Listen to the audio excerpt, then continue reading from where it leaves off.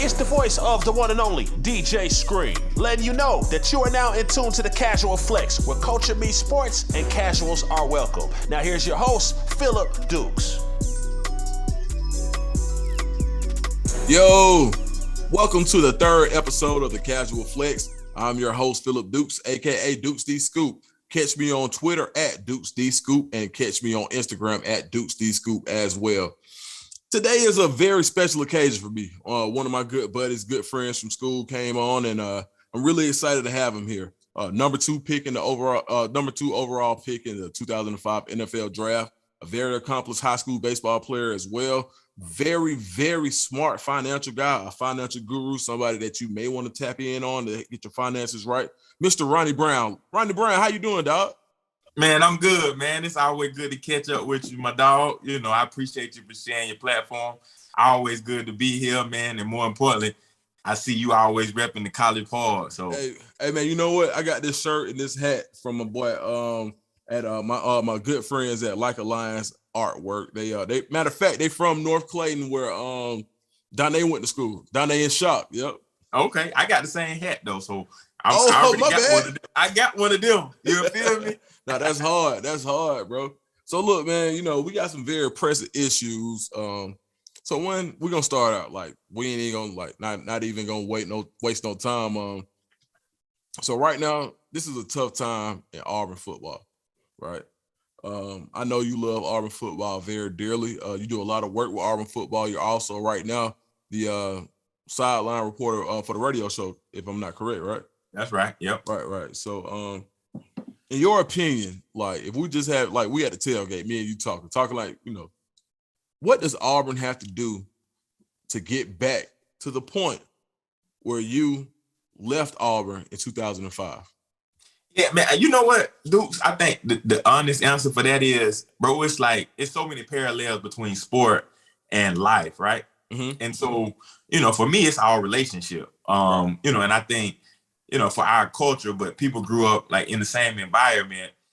Relationship is important, trust and loyalty, right? And so, you know, I think that's going to be number one, bro. You got to be able to relate to these young men, you know, and it's a different environment too. Like they got more distractions with the social media, you know, the NIL stuff. So it's a lot of stuff to compete with. And so, you know, I think first and foremost, you got to form that relationship, you know, not only with the young men, but also their parents or center of influences, the people that are involved. And you got to show them attention because there's so many things that take that attention away. So, you know, it starts with recruiting. You know, Kirby over at Georgia said all the time, listen, man, like it ain't the coaches, it's the players. And understanding that, man, I got to get a relationship with the players to get them on campus. And once they get on campus, it got to be an environment. Like when I first got to Auburn, the majority of our team was either from Georgia, Florida, or Alabama. And so, you know, there was a lot of connection there. And we had that communication and that bond that we created. And, you know, it all started with the relationship. You know, you get the relationship part right, we can deal with the circumstances. You know what I'm saying? It's just having the support staff. Nah, that's tough. So while we're on that subject, let me ask you this. As a guy from Cartersville, Georgia, what made you choose Auburn? Like, so a lot of people like may not remember, but it's you were supposed to you committed to Tennessee before you came to Auburn. Yeah, that's right. And you're one of the top running backs in the whole country. So you didn't commit to Georgia, you committed to Tennessee and ended up at Auburn. Can you take us through that process and what made you choose Auburn in the end? Yeah, you know, I think like it go back to what I was saying about relationship, right? Like, so with my parents, they were like, hey man, this is your process. Go where you feel wanted. But, you know, for me, baseball was my first love. So I actually wanted to go play baseball at Florida State, but just because of, you know, how that always works out and shakes out, like, you know, you get partial scholarship. I'm like, I don't know where the rest of it gonna come from because I'm not in a situation where I can pay for school or room and board, books, none of that. You know what I'm saying? And so, you know, being a hometown guy, I was partial to Georgia. I had an older cousin that played running back at Georgia. Okay. And so, you know, it was kind of a situation where it's their situation to not mess up, right? And so, you know, Jim Dunning was the coach. You know, we get through the season. I wasn't getting a lot of love from Georgia. And then we kind of entered the playoffs. And then they started coming around. But they was also recruiting, you know, a guy out of Jersey, I think, Musa Smith. Right. And so, hey, man, if they recruiting him and I'm a local guy from Georgia, I just don't feel appreciated. And so, the big thing was, hey man, like if I'm a Georgia kid and I'm not really being recruited, being pursued by Georgia, that just kind of like, now I'm straight on that, and so that was relationship. I didn't have a relationship. And so Tennessee was coming up and Auburn was coming every week. And so I saw them all the time. I knew I wanted to play in the SEC. And so, you know what, like Tennessee, I was like, all right, they showing a lot of interest. I knew Tennessee. I used to go watch Jamal Lewis, Travis Henry, like they style of running. I'm like, oh, that fit what I like to do. You know what I'm saying? And so I just liked the way that they ran the ball, their offense. But then, I also Noah Mazzoni, who was offensive coordinator at Auburn, like he was coming too. So, he was competing, and so he showed up. I felt wanted from them. And so, man, after my state championship game, I ended up playing against Ben Lear's little brother in the state championship in 2000. We played Hart County, and we played them.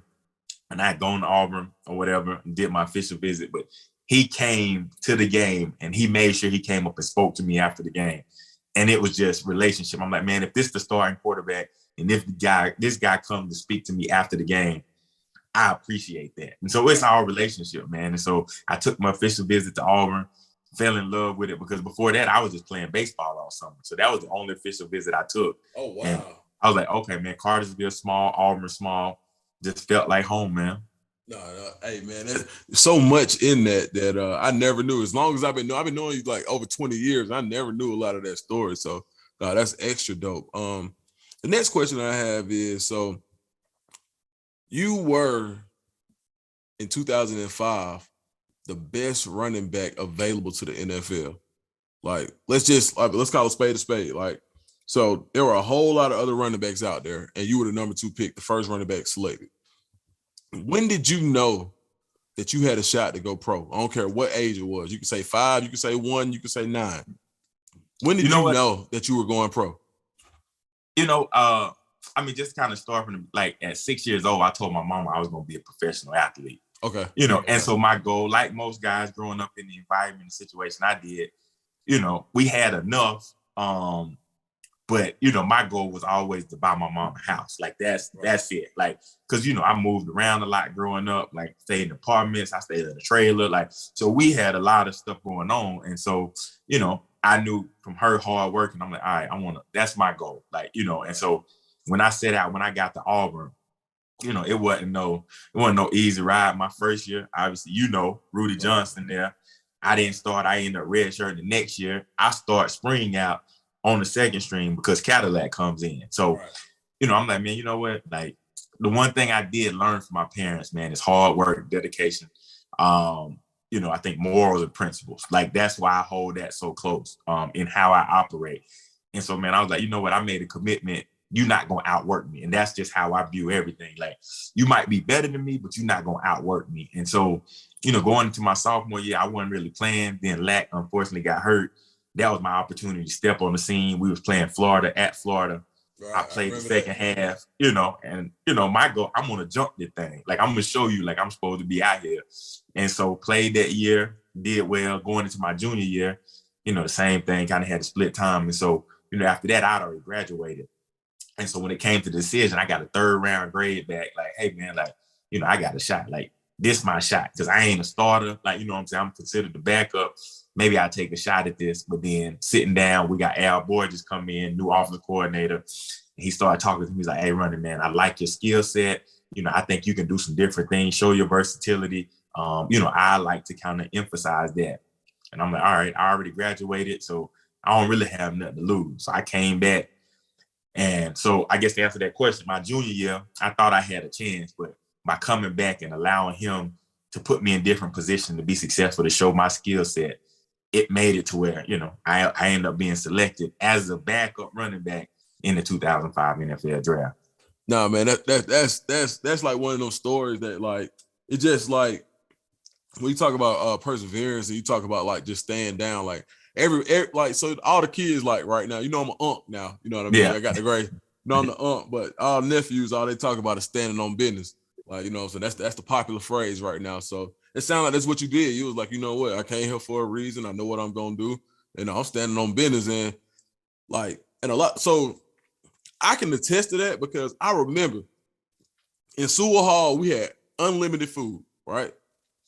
Steaks, spaghetti, fried chicken, you name it. You can get, as long as you got in there at 5 o'clock, you could eat till 7 to eat as much as you could. And I started noticing you eating salads. I was like, bro, man, Ronnie already cut up. He already big. Man, bro, eating a salad. And, you wouldn't even say a whole lot. You just, flash a little smile like you always. I'm like, bro, what you eating? You're like, oh, I forget this salad, boy. And I'm like, I wasn't even paying attention to what you were really doing. So then fast forward, I think y'all had an early game. And so we over at Scarborough Square, I think Mayo, Lodi, and Don A was staying together, and we watching running back on college football. And dude was straight. Yeah. And I was like, let's turn back, let's watch this guy. You were like, no, I got to watch my competition. And you turn to the Texas game. And at the time, that was Cedric Benson. God bless the dead. Very, very great running back, and a good person too. And at that point, I knew that you knew something that that I didn't know, and I consider myself to be a pretty avid football fan. But what gave you that dedication to know that you could be the best? Like you knew what, I want to compete against the best every time, every day. What gave you that dedication and the discipline to say, I'm passing up on some of this other stuff. I'm gonna get a salad. I could watch this game, the popular game, but I want to watch what somebody's doing to see how my competition is fair and how can I get better. Yeah, for me, bro, it go back to how I grew up. You know what I'm saying? Like, I knew what I wanted to do. And so being able to overcome them obstacles, one of the things, even when I talk to young guys now, I'm like, man, remember why you started. Like, remember the mission, right? Like I said, like, I wanted to buy my mom a house. So everything that I do got to be in alignment with the goal of, what I'm trying to accomplish. I ain't know how to do it. I was trying to figure like with the salad. I'm like, man, I don't know. Like, it just looked like the right thing I'm supposed to do. You know what I'm saying? And if that's going to help, bro, that's what I got to do. And so, like you say, like the popular phrase, standing on business, bro, like everything I try to approach it that way. Even with going to class, I'm graduating. Right. Because I made a promise to my mom. Listen, because first thing, you know how they, like, when I left to go to school, she said, don't come back. Like, to, you know what I'm saying? Like, right. Till you go do what you supposed, like, you not coming back before you do what you supposed to do. Right. And so, bro, I just always had that in the back of my mind, bro. And that motivation, like, hey, bro, like, whatever I got to do to make this what I'm going to do. And so, when I'm sitting there watching the game, everybody talking about these other running backs, for me, I'm like, all right, I'm putting that in the memory bank. You know what I'm saying? Yeah. Because, bro, this is what I got to do. You know what I'm saying? This is part of the grind. I'm the number 2 running back on my own team. So I'm pointing out people like, all right, that's just added motivation. So when I get my shot, like, you gonna know, you feel me? Like, I'm gonna make sure, like, people be like, hey, wait a minute, like, who this cat right here? Like, he should be playing a little bit. You know what I'm saying? And was always the mission. Like, I understood why I started playing this game, what the goal was behind it. And football was my safe haven. It was my escape from my environment, but also it was my motivation to put my family and my parents in a different situation.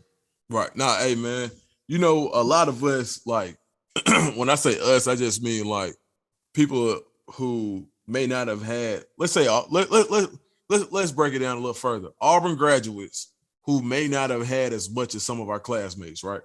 Right. All right, dig. So there's a little bit extra that we had to go for. Okay, so I'm going to paint a picture here. You've got Cadillac Williams, Ronnie Brown, Brandon Jacobs, all in the same backfield. And that moment in time when you realized that, did you know that all 3 of you guys would be in the NFL? Did you know that, like, like all 3 of us could be playing right now? And how was that locker room at the time with 3 guys who were all used to being a man? Man, it was crazy. Like, because when Brandon came in, man, I see bro 6'4", 6'5", like 265. I'm like, and he running too. You know what I mean? So I'm like, all right. And then I got Lat come in. Like, I already seen what he can do year 1. So looking at that, bro, I'm like, listen, man, like, I ain't never been the really person to worry about other people. Like, that's the same thing I tell my kids. Like, I knew we created an environment of competition within our room, right? It was respect for each other. But I knew in the back, I got to show up every day. You know what I'm saying? Like, and I got to prove myself. And so that's just how I approached it. Like, we was cool. I still talk to Brandon Lack, one of my partners. Like, And so just going through that, like, but in my mindset, bro, it's the same thing. Remember the mission. You know what I'm saying? Like, when I show up every day, like, you gonna get my best. Like, whatever that is. Like, and if you beat me, you got me, but you gonna get my best. You feel me? And so that's how, I mean, even when I ran the ball, listen, if you gonna come tackle me, that's cool, but I want to know if you're gonna do it 4 quarters. Like, we're gonna see. Like, and so that's just how I approach life. Like, bro, I gotta approach and deal with adversity head on. Like, that's how my mom was. Like, and so, you know, like, that's just how I approach life now. Nah, that's hard, bro. So, all right, let's fast forward. Okay, number 2 pick, you go to Miami, right? All right, the Wildcat offense.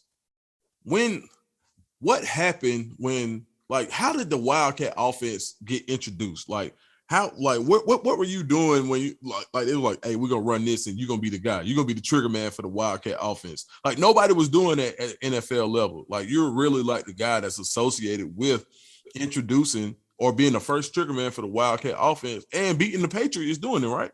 Yeah, bro. So it's funny how that, I mean, it came about because, you know, when I'm drafted 2nd overall, you know, as a running back, you know, to the Miami Dolphins, one, the thing that guys don't realize, like, the higher you get drafted, the higher your expectations are. And usually the team wasn't in a good situation the previous year. So, you know what I'm saying? So it's a lot of proving that you got to do. But even going into Miami, man, like, even thinking about it now, like, because I ain't never been a vocal person. I'm trying to get better at that. But, you know, like, in 6 years in Miami, I played, well, I think I had 10 quarterbacks. We had 2 different owners. I had 2 GMs.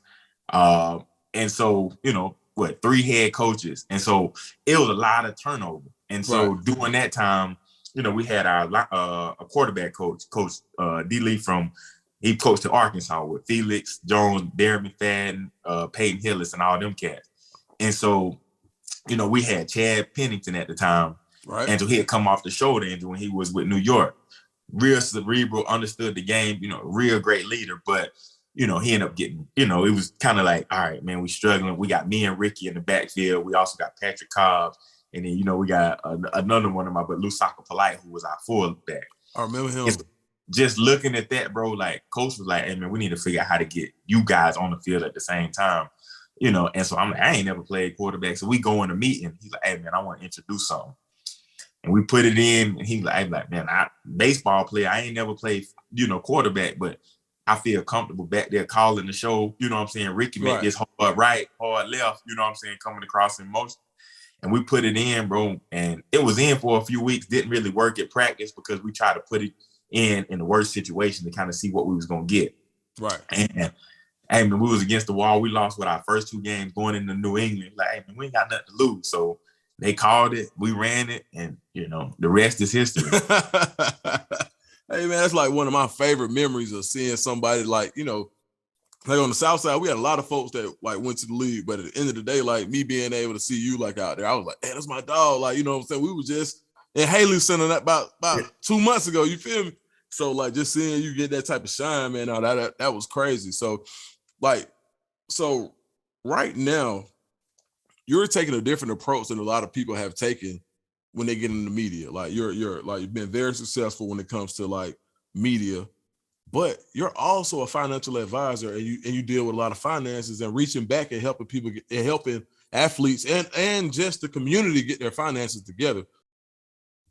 So with you being such a financial guru, can you tell us what was your absolute worst and most expensive purchase that you wish that you could take back? Man, you know, I appreciate the compliment. I don't know if I consider myself a guru, but at the end, I just care, man. You know what I'm saying? Because I know what it takes to sacrifice to be able to make, you know, the amount of money, whoever it is. You know what I'm saying? Whether that's $1,000, $100,000, $1 million. Like, I know the sacrifice, especially when you come from certain environments. Right. And so the number one, man, I just care. You know what I'm saying? Because I understand that grind. But for me, man, how I got here was knowing that I didn't know that. Like, coming from Cartersville, like we were talking, you know, before we started, man, I left school. I had $187 in my checking account. 3 months later, I get drafted. Somebody paid me millions of dollars. I'm from a small town. Now I'm in Miami.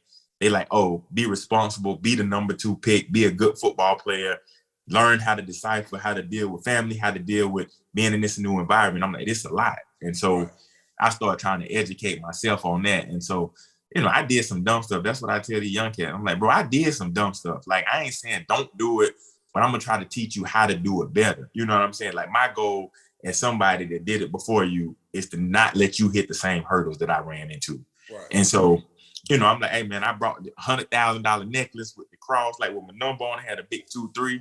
You know what I'm saying? And I'm like, but now looking back, I'm happy I did because I realized, like, that I didn't need that too. Like, you know what I'm saying? Like, okay, and I got it out the system.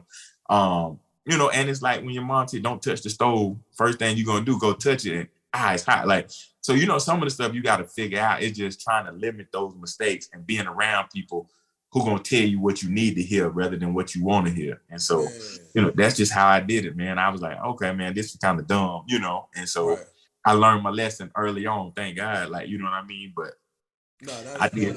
That's cold-blooded because at the end of the day, you think about it, like in that time period, 100,000 in 2000 and around that time, $100,000 piece back then, like with inflation, man, that's probably like a $700,000-$800,000 piece for like a rapper that comes out today. So for you, for you to be able to have that experience and tell somebody, like, you're not just going to talk to a guy or a kid and say, yeah, man, do this, do that, do that. Like, bro, no, I had this, I lived that life.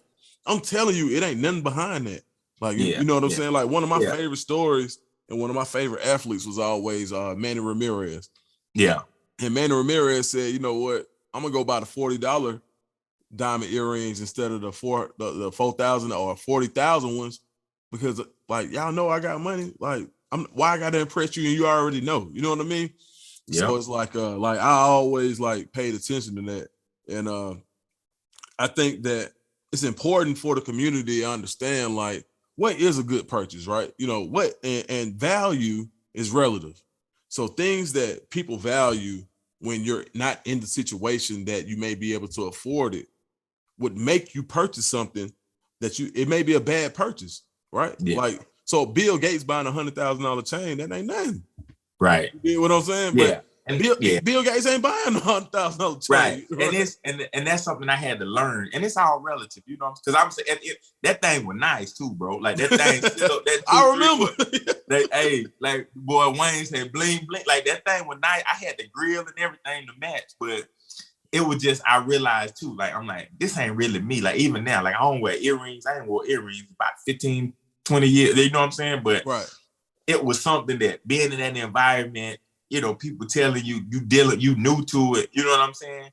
It's like giving a 16-year-old car, like your son, your daughter, a 16-year-old, they've been practicing driving for their learner test, and they driving a minivan. They turn 16, you give them a Ferrari and put them in Atlanta traffic and say, all right, something gonna happen. Like, it's gonna be an accident. You know what I'm saying? And that's essentially what happens in that situation. Like, guys with no kind of education financially, you get this money, you go to certain environments, certain expectations, you gonna make some mistakes. And so, it's just trying to understand that and understand too, at the end of the day, like, who you doing it for? You doing it for yourself, or you doing it to impress other people? Because if you're doing it to impress other people, you never gonna do it enough, because somebody always gonna have more. And, for me, I tell these cats, bro, I'm not telling you what I think. I'm telling you what I know, because I done seen it. You know what I'm saying? And I done some of it. And so, just trying to get them to understand, bro, like, I ain't trying to not tell you how to have fun, but at the end of the day, I want you to be straight after making all these sacrifices when all this stuff gone. You know what I'm saying? A lot of these people that you kicking it with, all of the relationships gone, like, you still got to be able to lay your head down at night and know, like, hey, man, like, I'm still okay. Hey, you know what? Let's get into some and this may be a little bit personal, and I don't expect for you to say any names or nothing like that, but, like, all right, so me personally, like, I've got friends that I seen up, right? Mm-hmm. And they got up at a young age, and now I've seen them when they're down, right? So if you're like, how do you handle, you personally, right? Because I don't got a whole lot. But, in my community, like, you know what I'm saying, like, where I'm from, like, somebody know, like, man, you always go to Duke, like, Duke's gonna figure it out. You know what I mean? It's just one of them things, like, oh, he'll figure it out. Shit, go to Duke. So how do you handle situations when somebody may be asking Ronnie Brown for something that they would have asked him for when he just signed that huge deal today, because people always count your pockets, right? They count your money before you do a lot of times.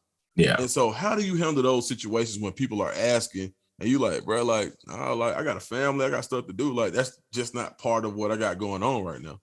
Yeah, I had to learn the hard way. You know what I'm saying? Like, Okay. I had some close relationships that I had to cut ties with over time. You know what I mean? And it hurt me because it was people close to me that, you know what I'm saying, I thought they understood the situation, understanding where I come from.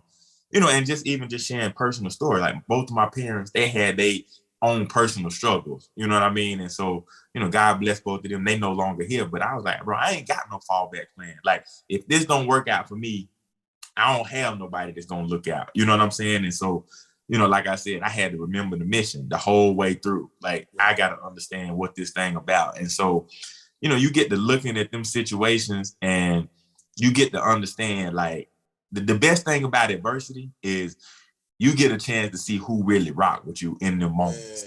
Come on, and so, you know, so you go through them situations. Like, I tore my ACL, bro. Like, and people that used to call, like, they weren't calling, weren't checking on me. And I'm like, all right, like, note taken. You feel me? Like, right. So now, as I've gotten older, that circle's got smaller because, you know, like I said, bro, relationship, that's important to me. And that character, that integrity, that them principles, them morals, like, I got to stand on that. And at the end of the day, like, when I ain't got nothing else, like, you know what I'm saying? And like, when I tell people, like, over the last few years, I've learned a lot through losing both my mom and dad, you know, in the span of 6 months.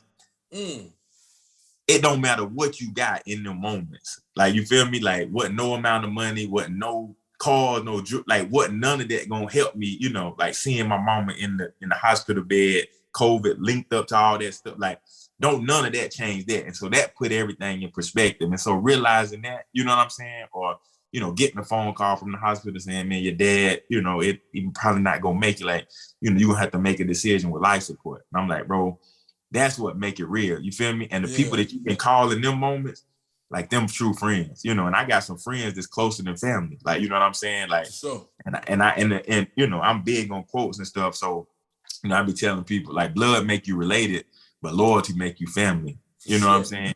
And so, you know, that's just how I had to learn the hard way.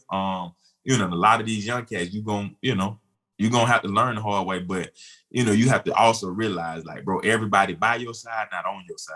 Man, like, come on with it. Real so Ronnie. Yes, Ronnie Brown, man. Yes, you just, I mean, and it's hard too. You feel me? Because some of them people been there since, you know, 6. Like, we had to sleep head to toe. Like, it's some of them type relationships. Yeah. And I still had to, you know, hey man, like, it ain't in the best interest of what I got to do going forward. Man, you know what's crazy? Like, you know, and on a much smaller scale, like, you know, I got a lot of them same type relationship, like, folk, like, you know, like you said, head to toe, like 4 or 5 of us in the bed, you know what I'm saying? Everybody at grandma's house, you know what I'm saying? We split a bag of beans, like that type deal, you know what I'm saying? Like, ain't no hot water, man. Y'all go boil the pot. You feel me? Like that one, you know what I'm saying? And growing up and understanding, like, one of the hardest things about adulthood to me has been understanding who people are. And once you realize, like, and it, like you said, big on quotes, like, they say when somebody shows you who you are, you need to believe them, right? You better believe them, because that's their character. That's in their character. They possess that trait. Like, for sure.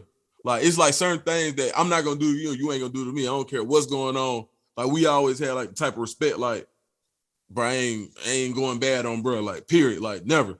And, you know, It's been situations where I done been in the favor, you done been in the favor. It don't matter, like, you know what I'm saying?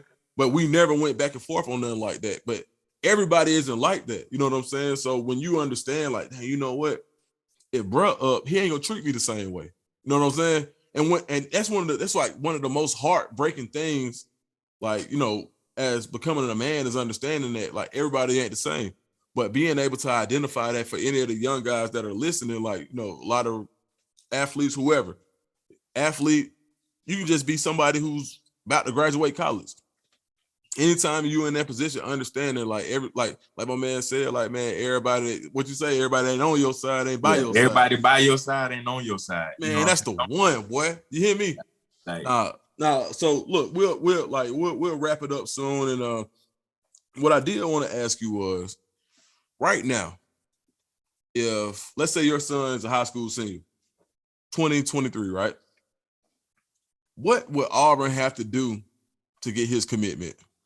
It got to be relationship, bro. Like, cause it don't. I mean, yeah, loyalty big on me, you know. And he loved Auburn. Both my kids, my son and my daughter, my wife and I, we met at Auburn. But at the end of the day, this his decision. Like this, his future. You feel me? And so he got to feel comfortable with the relationship. I done been through the experience, so I know what it's supposed to look like. And so I know, and I know how to hold coaches accountable. I know the conversations that we need to have, but it got to be some interest. Like, you got to pursue my son. Like, this ain't me being recruited again. You feel me? And so you got to develop that relationship with him or her. And so, you know, make them feel like this is where they want to go. And now that's dope. Like, because at the end of the day, when it comes down to it, like relationships, and I think that's one thing that when people say, you know, a lot of people are like bashing Auburn's recruiting right now. Yeah. And I think that Auburn has done a better job of becoming more relationship based, right? Just from what I hear, like, you know, I'm like, okay, they're doing a better job, you know what I'm saying, as far as the relationship portion of it. But to hear it from a guy who you've been recruited by everybody in the country, right? You've been around the program, you've been around the top guys. Like, you got to think, like, you're playing with Ricky Williams. Like, you guys, I'm 1,000% positive you guys have shared stories about your recruitment, or like, you know, so when it comes down to that, like, just hearing that from you, like, relationships still matter. Like, cause we're in a world where everybody thinks that it's all about NIL. Everybody thinks, oh, they've got a bigger NIL package. Like, no, dog, it's still relationships. Everybody got NIL. Yeah, because at the end of the day, man, like, my best asset, and you know, and I've been fortunate and blessed enough to do a lot of cool things in my life that I never thought I'd get a chance to. But my best assets are my kids, right? Right. And so I got to be able to trust you to take care of my kids like they your kids for 3-4 years. And if I can't feel that, I don't, like I said, the money, that's cool. But at the end of the day, it got to be relationship. Like, my son can't call me telling me that he don't feel comfortable, like he don't feel like he being treated. Like, that's a whole total different thing. Like, I don't feel like they want me. Like, the money ain't gonna fix that. You feel me? And so that's where the relationship, and that's why I tell the young cats, I'm like, man, the money cool, but don't let the money mess up the mission. Because you chase the money, you end up in a bad situation. You know what I'm saying? Come on. And now your relationship become transactional because they like, man, I don't owe you nothing. Now, you took the money, so you here because of the money. However the relationship go, that's how the relationship go. And so I'm like, bro, listen, we ain't even gonna let's start with a relationship. We ain't got no relationship. We ain't got nothing. You feel me? And so that's where it started. You know, and these young guys got to realize that, because even too, like, another one of my, don't confuse NIL with NFL. Just because you getting a little NIL, that ain't trying to make it to the league, because that little money ain't gonna change your life. Like, so don't jam yourself trying to chase a little money, end up in a bad situation. And so, you know, these cats got to realize that, and somebody got to keep it a buck with them too, and tell them, like, hey man, like, this what you need to hear right here. No, that's hard, man. That's probably like one of the best ones I heard. And you know, when you move around a little bit, like, especially on the South Side, you hear a whole lot of sayings, right? That's one of the best ones I done heard in a minute, bit, dog. So, last thing, let's say we do a face swap. Right now, you Brian Harsin. Right. Your team is a 29.5 point underdog to Georgia. And I could talk all day about that, because as long as I've been involved with Auburn, there's never been that. Yeah. All right. How do you get those guys ready to play this weekend? What do you say? Bro, you gotta let, bro, what do you stand for as a person? Like, that last name that you represent, when you left the house, like, when you talk to your mom and dad, they tell you, hey bro, look, your last name means something. Like, you know what I'm saying? And so when you get out there, that means something. Like, what type of person are you at the end of the day? Because how I was when I lined up against you, like, it's gonna be you or me. And 9 times out of 10, it ain't gonna be me. Like, whatever I got to do, like, you might get me here there, but it ain't gonna be me. And so at the end of the day, it's man to man. Like, what do you stand for? Like you said outside, first, you gotta stand on the business. Like, you play football, like, and this what you supposed to do. Like, it ain't doing it for nobody else. Like, you gotta do what you signed up to do.